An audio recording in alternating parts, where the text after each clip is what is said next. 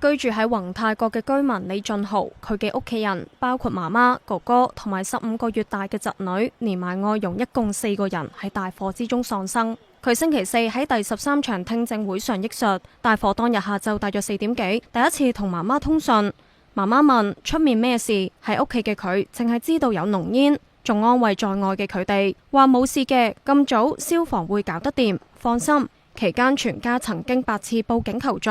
直至夜晚大約9點，佢再同媽媽、哥哥視像電話，見到屋企入面全部黑晒。哥哥拍住媽媽，抱住工人姐姐，佢哋悲鳴憤怒。李俊豪亦都曾經向警員展示電話，話媽媽係長期病患，15個月大嘅侄女亦都頂唔順，想盡快救到佢哋。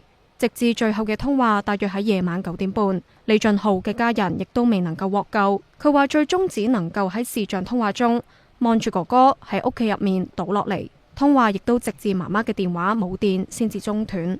李俊豪亦都喺庭上道出心聲，話因為呢一份憤怒、痛、唔甘心，唔係代表我自己，係代表我媽媽、哥哥、欣欣、工人姐姐，佢哋永遠都講唔到嘅說話，由我轉達。住喺宏福苑40年，有花草樹木、籃球場，每日落樓涼風陪我成長。